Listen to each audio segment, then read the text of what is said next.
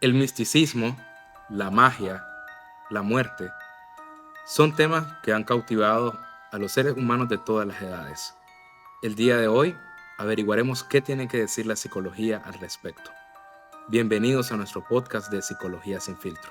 ¿Por qué es tan popular la celebración de Halloween? Creo que una de las razones es por el atractivo principal que tiene la celebración, que es disfrazarse, tomar roles distintos, se hacen fiestas y la gente tiene que ir disfrazada o maquillada de una manera diferente, se dan dulces, etc. Creo que más allá de conocer realmente por qué se celebra Halloween, es más que todo el atractivo de usar disfraces. Es como la única fecha en el año en la que las personas pueden fingir o actuar de una manera diferente. O sea que como psicólogos pensaríamos de que por una vez al año las personas tienen la posibilidad de sacar un poco de esa parte oculta, por decirlo de alguna manera, del yo, ¿no? Es correcto, porque normalmente una persona no saldría tal vez con algún cuchillo o bañado en sangre, las camisas, etcétera. Es como, siento que las personas lo ven como el único día del año en el que pueden sacar un poco ese lado malvado y sin que nadie lo vea raro. Y me recuerda de hecho a argumentos de películas de terror, como La Purga, por ejemplo. Ahí se habla acerca de los instintos humanos y cómo las personas en realidad alguna vez han deseado hacer cosas ilegales. Tal parece que la ilegalidad también tiene como un cierto no sé qué, ¿no? Que a veces las personas, si fuera legal, pues harían muchas otras cosas que no se atreven a hacer. Y entonces el Halloween puede ser una ocasión en la que las personas sacan a la luz cierto tipo de conductas que pueden estar un poco reprimidas, ¿no?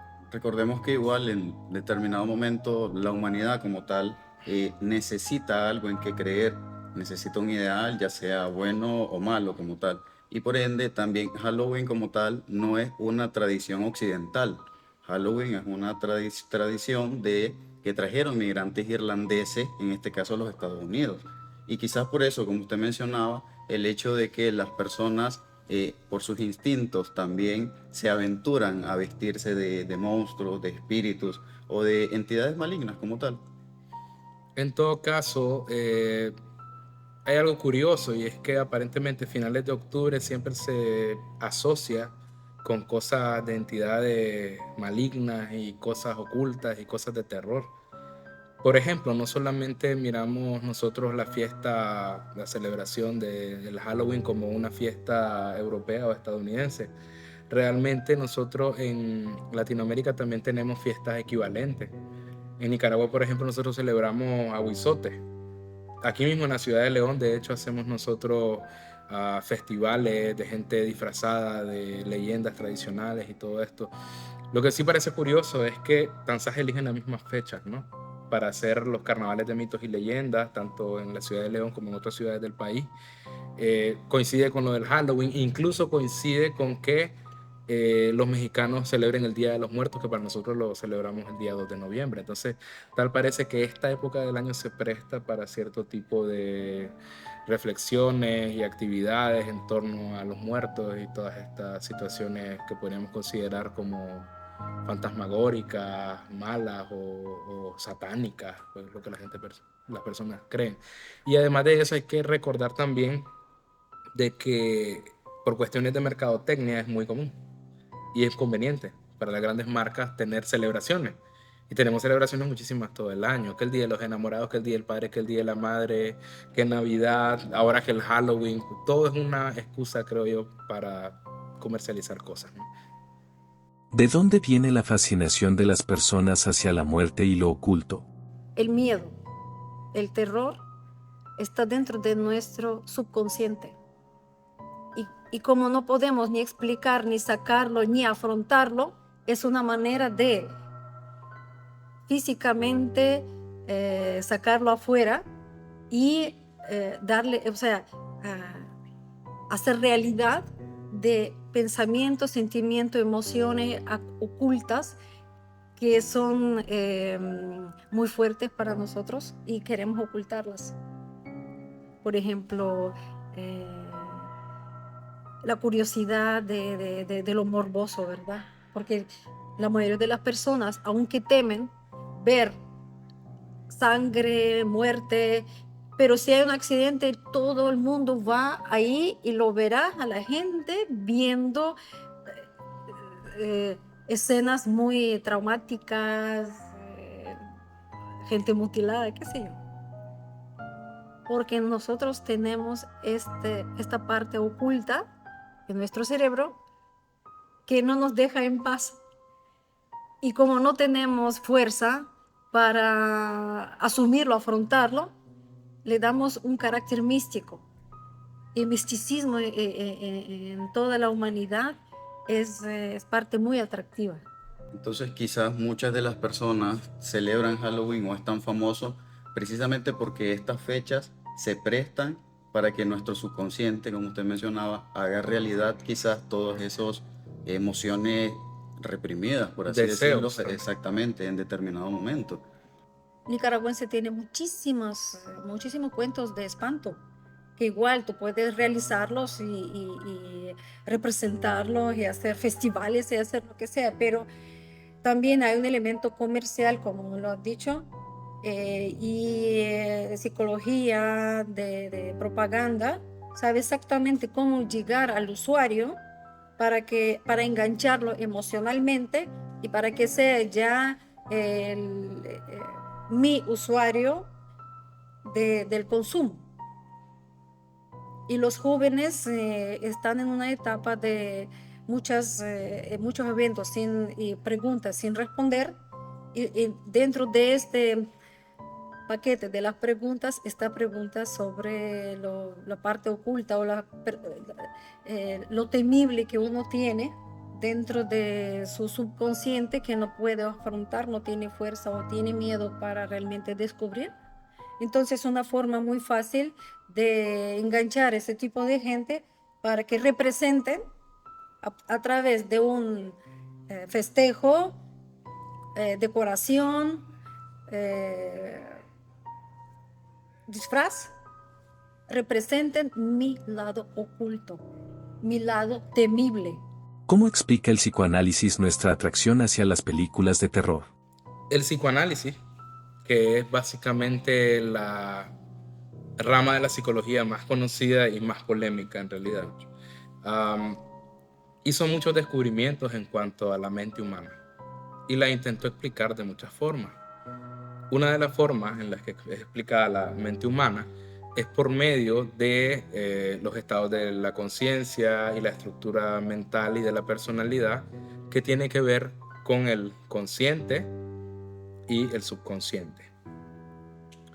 Una de las explicaciones que existen alrededor de esto es que nosotros normalmente en nuestro día a día, la información que manejamos, que podemos recordar fácilmente, está relacionada con el estado de vigilia y la conciencia.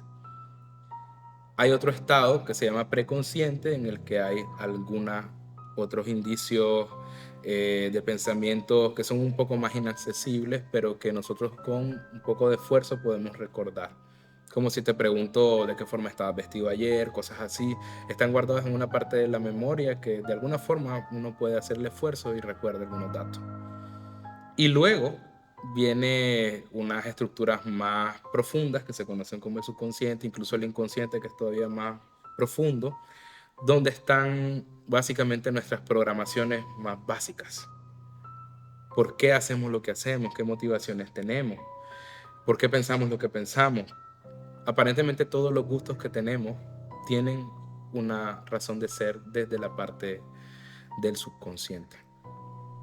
Y los psicoanalistas descubrieron una cosa muy interesante, y es que en ese subconsciente hay mucho material que está reprimido y que es difícil de asimilar conscientemente, y por eso se convierte en parte de nuestro comportamiento que no es muy explicado. Y descubrieron de que en ese subconsciente existen algo que se conoce como impulsos o instintos. Y los seres humanos somos seres duales. Entonces los psicoanalistas descubrieron, en este caso Freud describe, que existe el impulso de vida, pero también existe el impulso de muerte. El impulso de vida explicaría cosas como, por ejemplo, por qué a una persona, incluso que se quiera quitar la vida, por ejemplo, lo tiras a una piscina o al mar y va a luchar por vivir. instintivamente nosotros tenemos ese instinto de autopreservación. Por mucho que pensemos a veces que la vida no vale la pena, etcétera, pero hay algo dentro nuestro que nos obliga a seguir viviendo. Pero por otro lado, el impulso de muerte, que también se conoce como tánatos, está relacionado con que, por ejemplo, estemos en un edificio muy alto y en un balcón y hay una voz interna, que es muy difícil de explicar, que te dice, ¿qué pasaría si te tiras? A todo el mundo le ha pasado situaciones así. Como que hay una parte de la mente que tiene un impulso de autodestrucción, que es lo que está descontrolado nuevamente en personas que se quieren quitar la vida. Y además de esto, también ese mismo impulso es el que explica cómo hay personas que tienden a ser destructivos con las pertenencias y con la vida muchas veces de otras personas. Entonces, es tan atractivo para nosotros las fiestas que celebran a la muerte, o en este caso a los espantos y todo esto, y las películas de terror, de asesinos seriales y todo esto, porque alimenta el instinto de muerte que tenemos nosotros muy en el fondo de nuestra conciencia, en este caso pues del subconsciente. Esto explicaría en este caso la curiosidad que tenemos desde pequeñitos de estas historias o de estos cuentos de terror, en este caso, precisamente para alimentar ellos. Es por tal razón que nosotros vemos además de ser seres racionales, también somos seres emocionales. Entonces, en determinado momento, toda esta carga literaria de terror fantasmagórica nutre de cierto modo también este lado emocional que poseemos como seres humanos. ¿Por qué son tan atractivas las historias de miedo y festividad de Halloween desde la infancia? A los niños les llama la atención todo lo oculto porque no hay respuesta a eso y queremos saber y cómo es de situaciones uy, uy, uy. Más curiosidad despierta porque uy, uy, uy, porque al ser humano le gusta lo prohibido. Claro, ¿qué hay en este agujero negro? Yo quiero ver. Por más que dicen, no, no te metes el dedo ahí, no sabes si ahí sale un monstruo o algo. Yo, claro, los niños se asustan, pero esa queda intención de algún día voy a meter la mano para ver qué hay.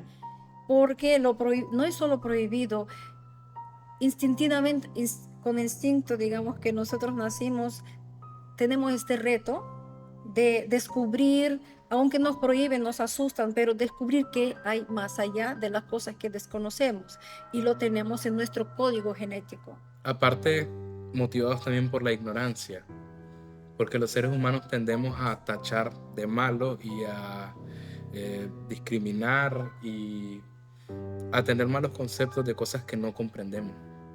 Nos gusta comprender las cosas. Y cuando nosotros no entendemos algo, especialmente si algo es oculto, no es explicado de manera abierta, entonces tendemos a rechazarlo y a etiquetarlo como algo malo, ¿no? Los humanos hemos evolucionado y en ciencia ya tenemos todo tipo de artefactos para poder ver moléculas, átomos, separarlo, incluso hacer experimentos. Elementos químicos, la tabla de Mendeleev ha descubierto muchísimos elementos químicos que está compuesto en nuestra vida y todo lo que nos rodea. Sin embargo, las personas que no manejan a nivel científico, química, no pueden ver movimientos de átomos, pero no significa que no existan. Entonces, este miedo y esta curiosidad precisamente en esta fecha, a lo desconocido, a lo místico, es lo que lleva en este caso al ser humano a acercarse a todo ese lado oscuro, a decir, en realidad el 2 de noviembre los muertos cruzan ese puente entre la vida y la muerte, o en realidad existen los extraterrestres, o preguntas así que en realidad no hay una respuesta como tal, pero como usted mencionaba, tampoco hay una respuesta que nos diga que no existe. De hecho, la celebración de Halloween parte de ahí, de que se tenía la creencia de que iban a cruzar espíritus cuando finalizara octubre, a comienzos de noviembre, iban a cruzar espíritus buenos o malos, y las personas normalmente se disfrazaban para que los espíritus no los reconocieran o los ignoraran. ¿Por qué algunas personas buscan formas de conectarse con sus seres queridos fallecidos? Nosotros tenemos la necesidad, para disminuir nuestros niveles de ansiedad con ciertos temas, de sublimarlo, es la palabra, en este caso son como mecanismos de defensa para sentirnos menos mal. Ante un duelo, por ejemplo, suele funcionar tener rituales de despedida con el fallecido. Imagínense lo consolador que es para una persona que ha perdido a la persona más importante de su vida, tener la idea de que esa persona podría volver algún día. Es algo muy tranquilizador. Entonces, estos rituales que nosotros realizamos todos los años, que el Día de los Muertos, que visitar los cementerios, en el caso de los mexicanos ponen ofrendas, ayuda a calmar ese sentimiento, ese duelo y esa necesidad de. Justamente hubo una época en la que, por ejemplo, la ouija era muy común. Las amas de casa tenían ouijas. ¿Por qué? Porque luego de la Segunda Guerra Mundial querían contactar con su esposo fallecido, con el que no pudieron separarse y no pudieron despedirse. Y la ouija era una manera en la que, entre comillas, podían hacer este enlace entre el mundo de los muertos y el de los vivos y poder hablar con, en este caso, pues el alma del fallecido. Entonces, los fantasmas y nuestra relación con ellos, con los espíritus, de hecho hay una rama completa que se conoce como espiritismo, que se trata de este tipo de prácticas de mediumnidad y todo esto, para comunicarnos con las personas desencarnadas, es necesario para los seres humanos. Porque para poder sobrellevar el dolor de las pérdidas, es importante pensar en que sí existen los espíritus, las almas y que de pronto también nos pueden visitar. Lo que pasa es que cada cultura tiene su relación con la muerte muy particular y nos enseñan, dependiente de en qué cultura uno nace, cómo relacionarse con la muerte. La cultura oriental, por ejemplo, tiene una gran diferencia con la cultura europea, la que nosotros adoptamos aquí en Centroamérica o en América Latina, parcialmente, cuando ya llegan los españoles a conquistar América, ¿verdad? Centroamérica y América Latina en sí, porque traen sus prácticas y creencias de europeas y parcialmente las prácticas de indígenas van desplazando. México, por ejemplo, sí, todavía ha conservado muchísimo sus prácticas de ancestrales. Igual podemos a lo mejor encontrar prácticas ancestrales en Costa Caribe. Sin embargo, aquí están muy las prácticas ya más con tendencias europeas. Por eso aquí hablar de la muerte es básicamente un tabú. Y la vida después de la muerte no existe, hay interpretaciones diferentes. Pero en otros países hay otro tipo de relación quizás menos traumática, porque preparan a las personas que la muerte es parte de la vida y no solo palabras, es una forma de vivencias y experiencias de que no temes a la muerte porque vida continúa después de la muerte. Son conceptos y ya construidos a través de la experiencia sociocultural, ¿verdad? Y por lo tanto muchas personas buscarán a lo mejor un espiritista o buscarán formas o tienen altares de la gente muerta de por vida y fotografías y todo, porque es una forma de relación dentro de cultura, ¿verdad? De relacionarse con la muerte. Y bien, y el tema de la muerte siempre ha sido un tema que despierta curiosidad y interés y el miedo al mismo tiempo. De hecho, algo muy importante que mencionó la doctora era el desplazamiento, en este caso de la cultura indígena, relacionado a la muerte, porque precisamente los indígenas, ellos tomaban la muerte como el trascender de este mundo terrenal a un mundo más espiritual, y ellos tomaban la muerte precisamente como el viaje de una buena vida. Es por eso que cuando los indígenas estaban cercanos a morir, llegaban los ancianos de la aldea y hacían determinados rituales y al final terminaban entregando su alma a los espíritus en este caso. Pero ya en la actualidad la muerte como tal no es vista o idealizada como la trascendencia al mundo espiritual o al mundo donde vas a estar tranquilo, sino que la muerte para las personas que quedan, en este caso los familiares, es vista como una despedida terrible. Y desgraciadamente las despedidas a los seres humanos no nos agradan, no nos gustan.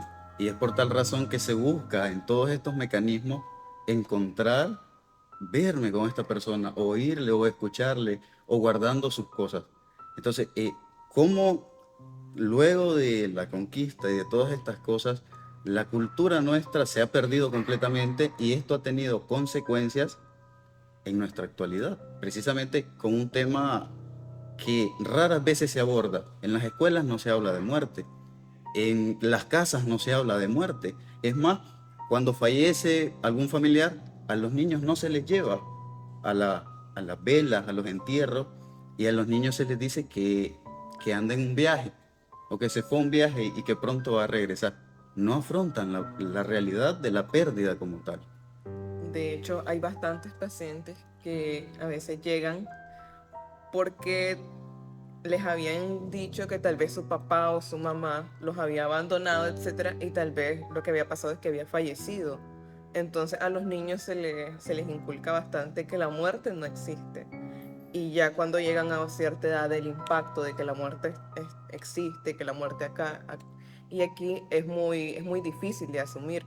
Por otra parte, si una persona no tiene un duelo en el que se tiró al suelo a llorar o hizo un berrinche, etcétera, es mal visto por las personas. Tienes que hacer determinadas acciones para que tu duelo sea un duelo aceptado por la sociedad. ¿Funciona la hechicería, brujería y magia? Según la psicología tradicional, no existe tal cosa como experiencias extracorporales o viajar en otras dimensiones, cosas paranormales, los espíritus y el espiritismo, las experiencias extrasensoriales, todas estas cosas que lo estudia más la parte de la parapsicología, que se considera ser una pseudociencia, que es la que explora las capacidades de la mente más allá de lo que podemos nosotros observar a simple vista como fenómenos de la mente, cosas que puede ser medido. Como esto no puede ser medido, no se puede afirmar si existe o no existe, ¿no? Entonces, según la psicología tradicional, no existe. Y si una persona te dice, llega al consultorio y te cuenta que tiene algún tipo de habilidad, por ejemplo, clarividencia, para poder ver espíritus, fantasmas o tener relaciones con seres de otros planetas o de otras dimensiones, inmediatamente le vamos a nosotros dar vamos a notar que tiene síntomas de esquizofrenia o síntomas de un trastorno de personalidad. O sea, no es normal. No es normal. Sí. Realmente no es normal que una persona tenga poderes psíquicos. Realmente en nuestra sociedad eso es mal visto, a menos que sea en contextos culturales aceptables, como por ejemplo en una religión. En las religiones por lo general sí se acepta que existan personas profetas que tienen visiones, que existan personas que puedan ver el alma de un fallecido, alguna que te manda algún mensaje, o tener una relación con Dios, o que puedan sanar. Exactamente. Entonces, un poco como contradictorio, ¿verdad? O sea, sí aceptamos que existe, si es en contextos religiosos aceptados, pero si es en prácticas tradicionales, no. La ciencia no lo ha comprobado. Porque no. Y además la ciencia está completamente en desacuerdo. Es más, existe un trastorno de personalidad que está muy bien descrito, que si la persona tiene este tipo de ideas, de experiencias extranormales y de poderes psíquicos, la persona tiene un trastorno. Entonces, esa es la resolución oficial de la ciencia psicológica. Y es interesante ver cómo la misma ciencia en algún momento se contradice, la misma experiencia se contradice. Tenemos todavía muchísimas preguntas sin respuestas que nos llevan simplemente a creer o no creer. Divide a las personas, independientemente si hechos comprobados o no, divide a las personas en creyentes y no creyentes. Y ustedes saben cómo trabaja la mente humana que cree en algo, llamada fe. La fe mueve montañas y es un hecho y no es una frase metafórica. Literalmente, la fe puede curar a las personas, mejorar su salud, mejorar su estado de ánimo, mejorar sus vidas. Cuando yo creo en algo, igual empeorar. Si yo creo que yo tengo enfermedad, yo me enfermo y seguiré enfermo, ¿verdad? Entonces, cerebro humano es un misterio y las capacidades humanas que hemos tenido antes se han modificado. Vida moderna ha mutilado muchísimas capacidades que tenían las personas, y eso está demostrado en cuanto a nuestra forma de reducir o degradar nuestra memoria, atención, porque eso ya son un hechos. Teléfono, toda la parte de tecnologías modernas realmente han reducido nuestra capacidad de retener información, procesar información, etc. Entonces, si nosotros retomamos en los tiempos antiguos y nos imaginamos qué capacidades tenían la gente, porque es un hecho, los aborígenes de Australia, todavía algunos que no han caído en la modernización, pueden comunicarse de manera telepática. O sea, el ser humano tiene genéticamente capacidad de comunicación telepática. Con el teléfono ya no hay necesidad de No hay tener nada, telepatía, ¿no? Incluso dentro de la misma historia de la psicología han habido grandes psicólogos que además de psicólogos eran místicos y ocultistas en realidad, porque tenían todo su bagaje ahí, ¿no? El más famoso, me atrevo a decir yo, que fue Carl Gustav Jung, el segundo psicoanalista más famoso de la historia. Y este hombre llegó a realizar algunos descubrimientos bien maravillosos en cuanto a la mente humana. Él hizo descubrimientos, por ejemplo, tanto él como Freud escribieron mucho acerca del mundo de los sueños, que quizá podría ser un tema más adelante del podcast si las personas así lo desean. Él descubrió que aparentemente las personas,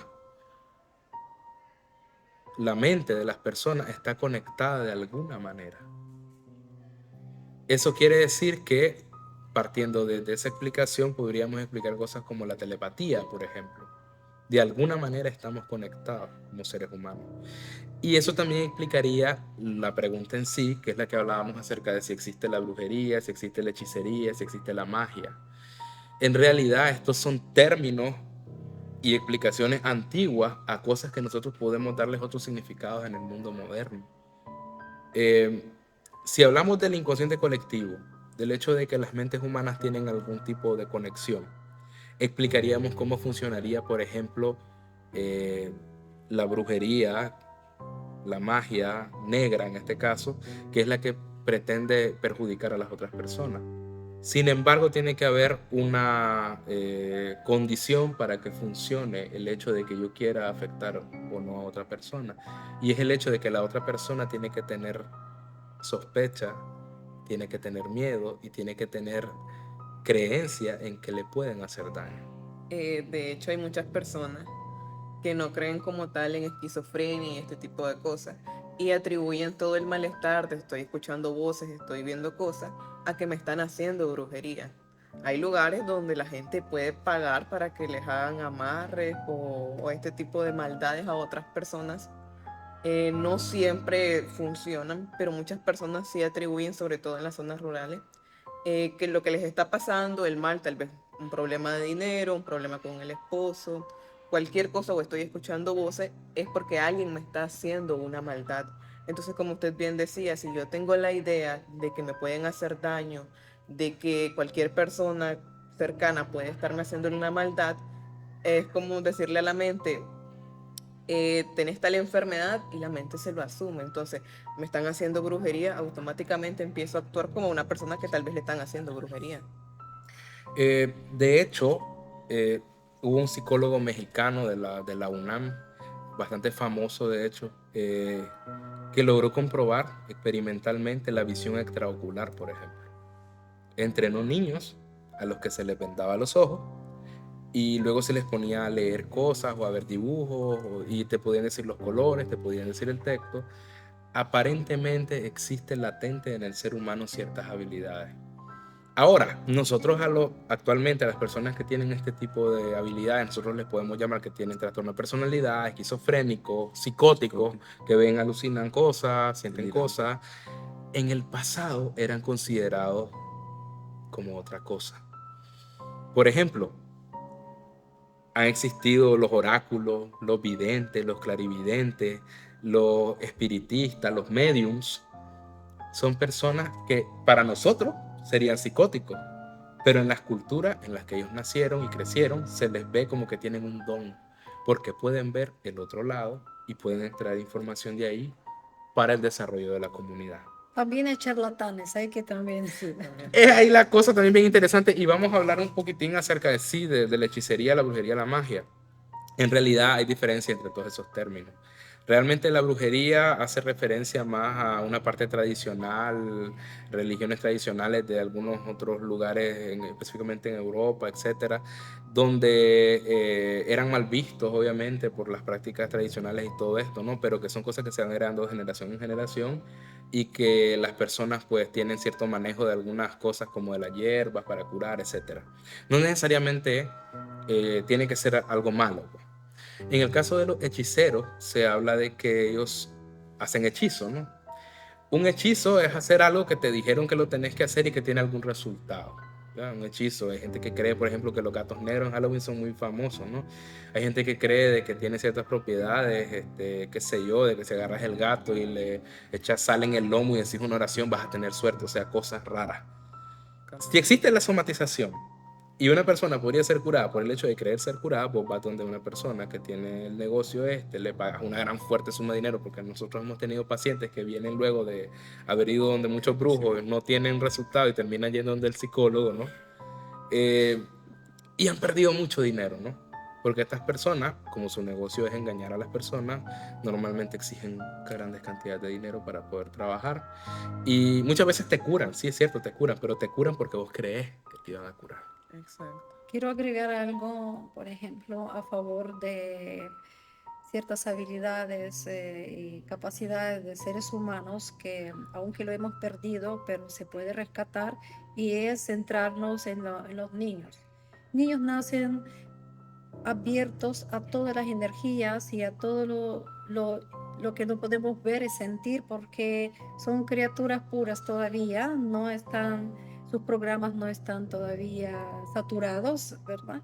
Y los niños tienen tendencia de ver cosas que nosotros no podemos, pero lo asumen. Por ejemplo, se asustan y han habido ya pruebas que los niños pueden ver, por ejemplo, entidades que el ser humano ya adulto, con tantos estándares Reglas sociales. reglas, bueno, y comportamiento establecido, ya perdió la capacidades sensitivas y no puede ver, y determina que el niño, bueno, tiene mucha imaginación porque vio películas, etcétera. Pero sí han demostrado que niños, igual que gatos, es interesante. Los niños y gatos sienten energías extrañas y entidades. Bueno, hay experimentos que han visto reacciones, se han grabado reacciones, pero igual, como no podemos ver ni explicarlo, queda siempre en la parte oculta, ¿verdad? Aunque podría ser ya, incluso ser parte de lo normal de la vida, pero todavía no estamos listos para asumirlo como una normalidad, porque la ciencia, y sobre todo el del comportamiento, establece muy rígidamente lo que es normal y lo que no es normal, ¿verdad? Y por lo tanto, y otra cosa es interesante, es por qué las personas, aunque no creen o creen, siempre buscan magias, una varita mágica que le resuelva todo de un solo movimiento, pastillas mágicas que curen todas las enfermedades de un solo, porque es el camino más fácil de llegar al punto, digamos, a su destino sin hacer esfuerzo. Por eso yo creo que no existe ninguna persona en el mundo que no quisiera tener la vara mágica para resolver todo rápido con un solo movimiento, ¿verdad? Por lo tanto, ese deseo de no asumir la lucha, no asumir los problemas, errores, y para seguir evolucionando, nos lleva a la parte mística, buscar respuestas mágicas y la gente, muchas personas caen en manos de los charlatanes, manipuladores, ¿verdad? Entonces, porque todavía la parte de la debilidad humana, el miedo o de asumir responsabilidad sobre tu propia vida, te lleva a los atajos. Esos atajos, a acudir a cualquier práctica oculta, te puede llevar a una resolución trágica. Queremos una respuesta inmediata. No existen en el mundo respuestas inmediatas. Y si hablamos tanto de hechizos, brujerías, magia, ¿y de dónde sabemos estas cosas también? Porque como psicólogos nosotros estudiamos la historia de las experiencias humanas y las explicaciones que los humanos han dado a la existencia y a estas cosas que nos causan tanto dolor y sufrimiento. Entonces, realmente la historia de la psicología nace desde ahí, desde las explicaciones de los pueblos milenarios, que para ellos los dioses y la magia era la solución a los problemas. Incluso la ciencia igual tiene que evolucionar y falla en algún momento y no explica muchas cosas y quizás existen explicaciones ya más del misterio, menos científicas. Sin embargo, todo eso es experiencia humana. Así es. Y cualquier cosa que se cree, se haga, se experimenta, tiene que llevar a un bienestar, tiene que llevarnos a convivencias sanas, a felicidad, porque el universo, vuelvo a repetir, no me canso en eso, busca armonía. Y los humanos ahora lo que estamos es destruyendo energías buenas, porque estamos más pendientes de energías, y hablo de energías porque todo se siente, vibraciones, lo vemos, lo sentimos. La mayoría de la gente está concentrada solamente en información negativa, la que trae destrucción, guerras, matanzas, escándalos, porque volvemos a lo mismo. Hablando de Halloween y del instinto que nos despierta esa curiosidad y estado de verdad morboso. Así es. Y sumando a su reflexión acerca de la convivencia y el bienestar, realmente no podemos pretender que la vida nos trate de manera positiva si nosotros hacemos el mal, exactamente. Y no necesitas realmente ser un brujo negro o hacer maldades y hechizos. Nuestras propias palabras son el hechizo más poderoso. ¿Cuántas veces no hemos herido a los demás? ¿Cuántas veces no hacemos sentir mal a los demás? ¿Cuántas veces no hemos sido deshonestos y mentirosos? Entonces, después de todo, creo que saliendo del lado místico, realmente nosotros podemos crear un mundo bueno. Muchas gracias por habernos acompañado en el podcast del día de hoy. Recordamos que todas las opiniones sin filtro de nuestros psicólogos no pretenden de ninguna manera ofender las creencias de ninguna persona. Les invitamos a que nos acompañen en el próximo capítulo.